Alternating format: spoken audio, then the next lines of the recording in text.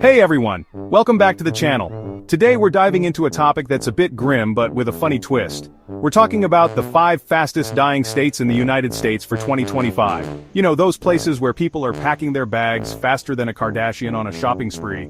Now I know what you're thinking. Isn't this a little morbid? And to that, I say, hey, death and taxes, right? Besides, we're gonna have some fun with it. We'll be exploring the reasons behind these shrinking states, from economic woes to, well, maybe just bad PR. So grab your popcorn, settle in, and get ready for a hilarious countdown of the 5 fastest dying states in the US. Don't worry, we'll be sure to throw in some jokes to lighten the mood. Alright, let's kick things off with our first contender, West Virginia. You know, the mountain state, famous for its beautiful scenery with rolling hills and the majestic Appalachian Mountains providing a stunning backdrop. It's also known for its rich coal mining history, which has been a significant part of its identity for generations. But, unfortunately, that's about it when it comes to its industrial highlights. And speaking of coal, that's actually a big part of the reason why West Virginia's population is dropping faster than my Wi-Fi signal during a Netflix binge. The decline of the coal industry has left many without jobs and searching for new opportunities elsewhere. See, the coal industry ain't what it used to be, folks. Once bustling towns are now eerily quiet, with closed factories and empty streets. Turns out, people are starting to realize that breathing clean air is a good thing. The shift towards renewable energy and environmental awareness has made coal less desirable. Who knew? But hey, it's not all doom and gloom in West Virginia. The state still boasts those beautiful mountains perfect for hiking, camping, and reconnecting with nature. They still have those beautiful mountains, perfect for hiking, camping, and, outrunning the population decline. Outdoor enthusiasts can find plenty to love here. Plus, they've got a great sense of humor about the whole thing. The community spirit is strong, and people know how to have a good time. I mean, they even have a festival called Ramps and Rails, celebrating their love of wild onions and, well, trains. It's quirky, it's fun, and it's uniquely West Virginian because what else are you gonna do when your main industry goes belly up? You adapt, you find new ways to celebrate your heritage, and you keep moving forward.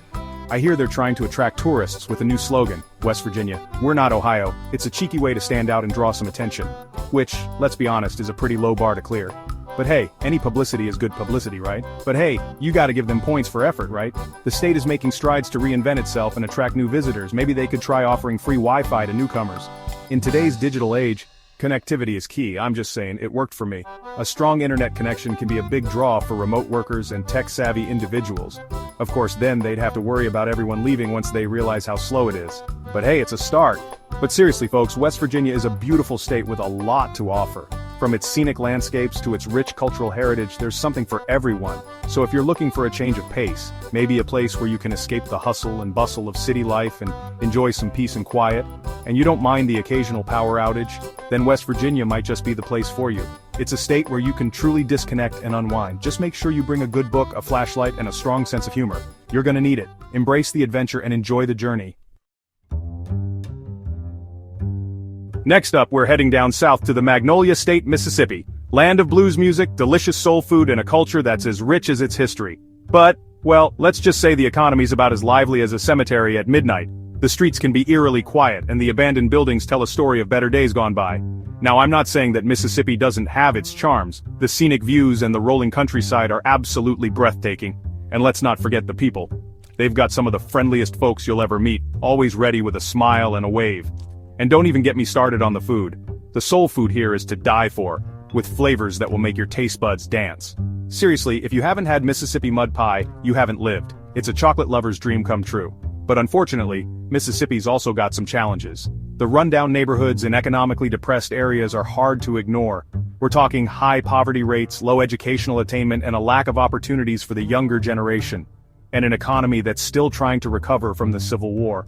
The historical buildings and old factories stand as a testament to a bygone era. Okay, maybe that last one's a bit of an exaggeration, but you get the idea. It's like the state is stuck in a time warp. It's like Mississippi's stuck in a time warp, where everyone's still using dial-up internet and listening to 8-track tapes. The technology here feels like a blast from the past, with vintage computers and outdated gadgets. And don't even think about finding a decent cup of coffee. The local coffee shops might leave you feeling a bit disappointed. You're more likely to stumble across a Bigfoot sighting than a Starbucks. The dense forests and rural areas add to the mystique. But hey, maybe that's part of Mississippi's charm, right? It's a place where life moves a little slower and people take the time to enjoy the simple things. It's a place where life moves a little slower, where you can sit on a porch and watch the world go by, where people still wave at each other on the street, and neighbors greet each other like old friends, and where you can get a full meal for under $5. The affordability of living here is a big plus. Of course, you might have to fight off a few mosquitoes the size of hummingbirds to enjoy it. The bugs here are no joke. But hey, that's all part of the Mississippi experience, right? The outdoor activities and the natural beauty make it worth it. In all seriousness though, Mississippi's a state with a rich history and a lot of potential. The historical landmarks and museums are a treasure trove of stories. They've just got to figure out a way to bring their economy into the 21st century. The modern businesses and new developments show promise, and maybe invest in some mosquito repellent while they're at it. After all, a little bug spray can go a long way in making life here more comfortable. Hold on to your hats, folks, because we're headed to the Prairie State, Illinois, home of Chicago-style pizza, the Cubs, and more people leaving than a game of musical chairs in New York City. Now I know what you're thinking. Chicago's a great city, what's not to love? And you're right, Chicago's got it all: world-class museums, amazing restaurants, and a skyline that'll take your breath away. But here's the thing, Illinois ain't just Chicago. In fact, most of Illinois looks more like a scene out of Field of Dreams than The Dark Knight. And let's just say that the rest of the state hasn't quite kept up with the Windy City's success. We're talking high taxes, crumbling infrastructure, and a political climate that's more dysfunctional than a family reunion at a Chuck E. Cheese. It's no wonder people are fleeing Illinois faster than a deep dish pizza disappears at a Bears game. I hear they're trying to lure people back with promises of free deep dish pizza and front row seats to Cubs games. But so far, it's not working. I guess even the promise of cheesy goodness in baseball can't compete with the allure of lower taxes and a functioning government. Maybe they should try renaming the state Chicago. I mean, it worked for North Dakota, right? They changed their name to North Dakota, be legendary, and suddenly everyone wants to move there. Of course, then they'd have to deal with the hordes of tourists expecting to find a bustling metropolis in the middle of the Great Plains. But hey, that's a problem for another day. Next up, we're heading down to the Bayou State, Louisiana. Land of jazz music, spicy gumbo, and humidity so thick you could cut it with a knife. Seriously folks, Louisiana's so humid even the population is evaporating. Now I'm not saying that Louisiana doesn't have its charms. They've got a culture and history that's unlike anywhere else in the country. And let's be honest, who doesn't love a good Mardi Gras celebration? Just be prepared to get covered in beads and doused in beer. But unfortunately, Louisiana's also got its fair share of problems. We're talking hurricanes, flooding, and an economy that's about as stable as a house of cards in a hurricane. It's no wonder people are packing their bags and heading for higher ground. It's like Louisiana's playing a never-ending game of beat the clock, trying to rebuild after each disaster before the next one hits. And don't even get me started on the mosquitoes. Those things are like tiny vampires with a taste for Cajun blood. I hear they're trying to attract new residents with promises of beignets and jazz music. But so far it's not working. I guess even the allure of powdered sugar and soulful tunes can't compete with the threat of constant natural disasters. Maybe they should try building a giant dome over the whole state, you know, like in that movie Biodome. They could call it Louisiana, the climate-controlled state. Of course then they'd have to figure out how to keep the alligators from escaping. But hey, that's a problem for another day. And finally we've reached the last frontier, Alaska. Land of towering mountains, glaciers, and more moose than you can shake a stick at. Seriously folks, Alaska's got so many moose, they're practically giving them away with every cup of coffee. Now I know what you're thinking, Alaska's beautiful. Who wouldn't want to live there? And you're right, Alaska's got some of the most stunning scenery in the world. But here's the thing, Alaska's also really, really cold. Like colder than your ex's heart cold. And if you're not a fan of the cold, well, let's just say that Alaska's not the place for you. Unless of course you're a polar bear, or a penguin, or one of those people who wear shorts in the snow. You know who you are. But even if you don't mind the cold, Alaska's got some other challenges. We're talking a remote location, a high cost of living, and a job market that's about as active as a hibernating bear. It's no wonder people are packing their bags and heading for warmer climates. It's like Alaska's playing a game of survival of the fittest, where only the hardiest souls can handle the extreme conditions. And by hardiest souls, I mean people who can survive on a diet of salmon, berries, and the occasional moose burger. I hear they're trying to attract new residents with promises of the northern lights and dog sledding adventures. But so far it's not working. I guess even the allure of colorful skies and furry companions can't compete with the realities of living in a frozen wasteland. Maybe they should try building a giant dome over the whole state.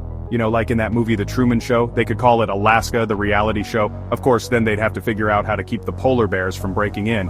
But hey, that's a problem for another day. For now, let's just appreciate Alaska for what it is. A land of breathtaking beauty and untamed wilderness. A place where nature reigns supreme and adventure awaits around every corner. So if you're up for the challenge, Alaska might just be the perfect place for you. Just remember to pack your warmest clothes and a sense of adventure.